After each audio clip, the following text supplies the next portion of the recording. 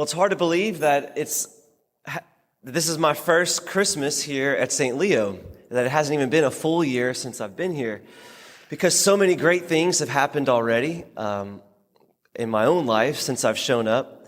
And this parish, all of us together have grown in so many ways over the past year. 2021 was really a good year for us.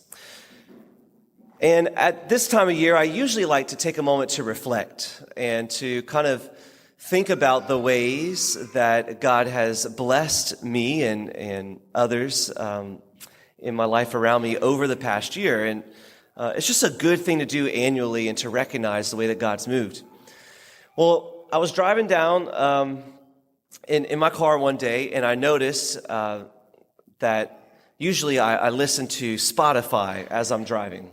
For those that are not familiar, that's an app that is it's for podcasting and also for music, and it has everything you ever want to listen to while you are driving or wherever you are on your phone.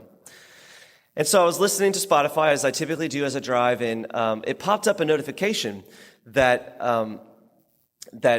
basically they do this every year in December. It kind of wraps up the year for you on how you've listened to the app. And it's very nostalgic because it shows you, these are the songs you listen to, and these are the genres you listen to, and these are the podcasts you listen to, and this is how many hours that you spent listening to these things. And it's nostalgic because it's playing all your favorite songs as it's telling you this, and it's just a fun thing to look through. And I was a little surprised at how many hours I spent on Spotify in the year 2021. I actually don't even remember the number because it was so high. And I thought to myself, man, I have really used this app. I listen to Spotify when I'm driving. I listen to it when I'm running. I listen to it when I'm in my house and I'm cooking, or I'm just sitting on my back patio, or whatever it is. I'm using this app all the time. And I started to realize, so many of us fill our lives with background noise. And it's not always bad. I mean, the things I was listening to were uplifting my spirit. I mean, and also renewing my mind. I listened to some really great podcasts, and the music I listen to is wholesome. And so it is good for me, but I started to think, how many of us, including myself, perhaps listen a little too often to noise. If you're not a Spotify listener, maybe it's YouTube, or maybe it's just the radio in the car. Maybe it's talk radio or sports radio. Or maybe if you're someone that is at home a lot, maybe it's the TV in the background, the news, or maybe you find yourself on social media a lot. But whatever it is, we tend to fill our lives with a lot of noise. And that noise is not always bad, certainly not, but it does seem to be very prevalent in most of our lives.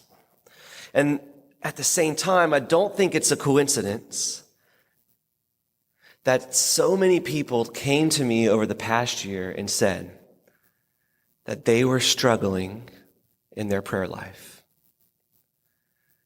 I've had people come to me and say, Father, whenever I try to pray, I sit down, I get ready, and my thoughts are all over the place. And I have a million things to think about, and I'm so distracted, and I just don't know where to go from there. I've had people say, prayer used to be easy. I used to love to pray. I felt so close to God, and then now lately it's like nothing. I hate to pray. It's like nails on a chalkboard. And it's so discouraging because I don't know if I'll ever get back to that. I have people that say, I'm struggling with a really tough decision, and I don't know what God's will is. I want to do God's will. I'm trying really hard to do God's will, and I'm trying to listen. And it's really hard to know if this is God. I look for signs. And I analyze everything that happens, but it's really hard to tell if it's from God or if it's just me making up signs. People come to me and say, Father, what does God's voice sound like? How can I have a better relationship with Him? How can I better recognize his voice? I don't think it's a coincidence that we as a society, me, myself included, fill our lives with so much noise and yet have such a hard time hearing the voice of God.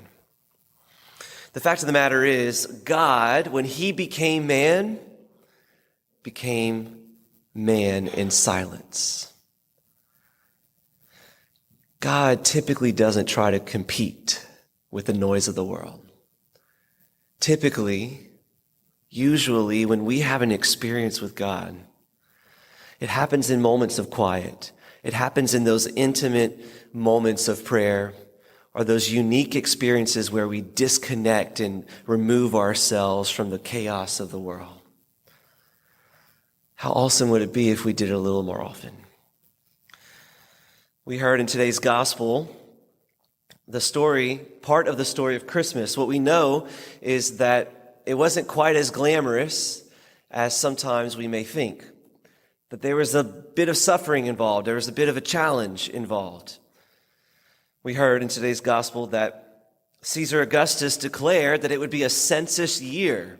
This would happen periodically for them to keep tally on how many citizens were out there, and that helped them figure out how many taxes they should charge. And when they took the census, it was important for everyone to go back to their family of origin, for them to go back to the town that they were from. And so Joseph was from Bethlehem. He was living in Nazareth. These two cities are about 90 miles apart, which is not the worst thing in the world if you have a car. But back in the day, that was quite a journey. And so when the census was called, everybody is on pilgrimage. Everyone is traveling. Everyone's going to where they need to go in order to get to their hometown so that they can make it for the census. The problem is Joseph and Mary are in the final stages of this pregnancy. Mary's 9 months pregnant, and she has to make a 90-mile journey, probably on a donkey, through a long-traveled road where robbers and thieves are taking advantage of the travelers, especially vulnerable travelers that don't have a large group with them, especially vulnerable people like pregnant women. And they have to travel through not only in trying to protect themselves from these thieves, also from wild animals at nighttime. And they're traveling through this difficult journey, and they finally make it to Bethlehem, and there's no room for them anywhere. How can this be so? Well, because everybody's going to Bethlehem. Everybody's going to their hometown. There's no room for them at the inn. Nowhere, everywhere they go. And we see that first Christmas night is filled with suffering, filled with anxiety, filled with perhaps a great wonder of what God's will must be. And yet, God becomes man, and he's stillborn. In an unsuspecting place, in a manger, in a barn. God comes in silence. No one even realizes it, other than Mary, Joseph, a few shepherds, the angels. But for the most part, no one even recognizes that God comes in silence.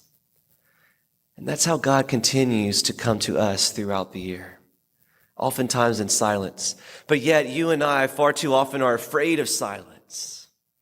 We're so afraid of silence. We can't help but do anything else but go into silence. Some would say, I can't do silence. I'm too ADD. I just don't know how to stay still.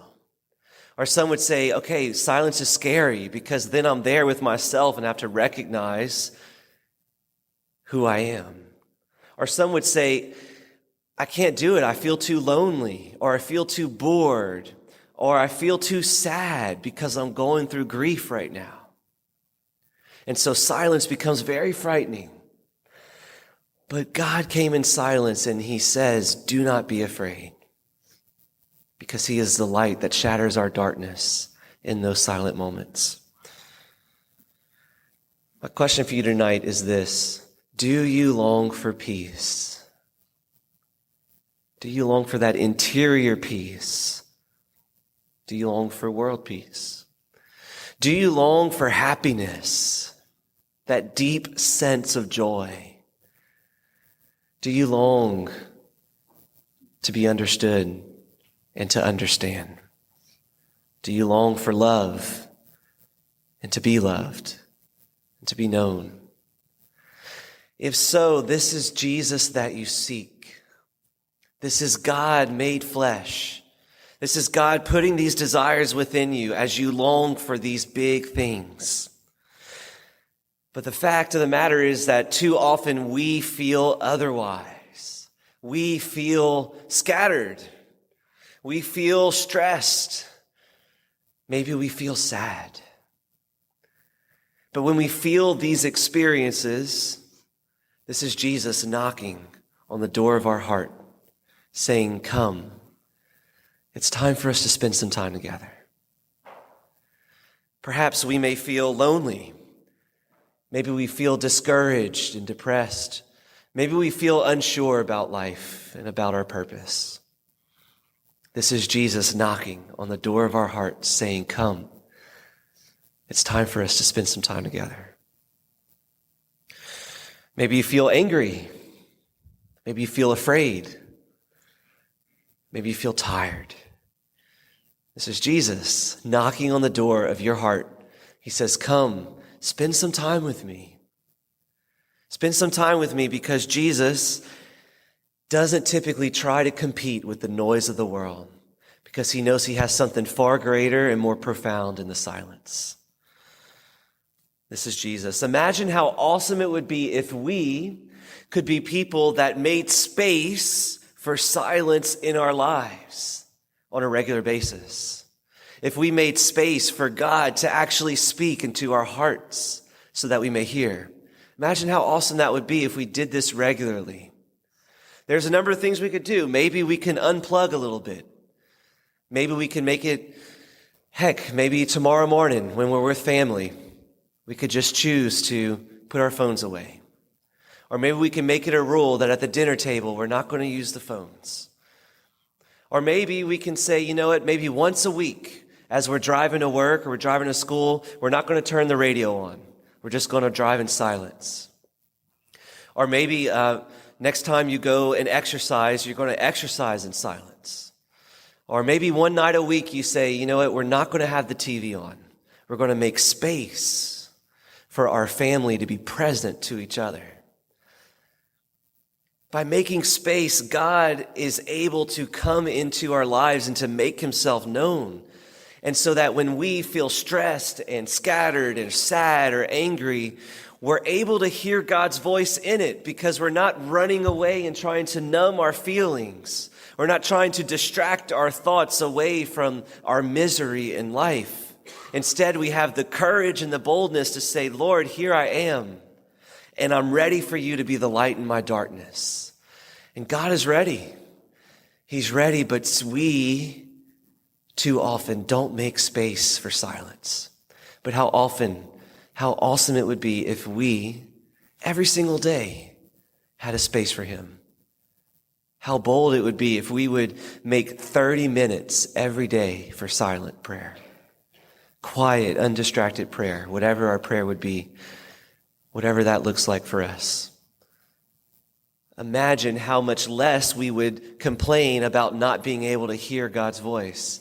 Imagine how much more faith we would have next year around this Christmas season, because we make space for him, because we know God speaks in silence. I believe this is what God wants for us. As beautiful as tonight is, we can see a baby in a manger, the light of the world, coming on a silent night, a holy night, where all is calm and all is bright.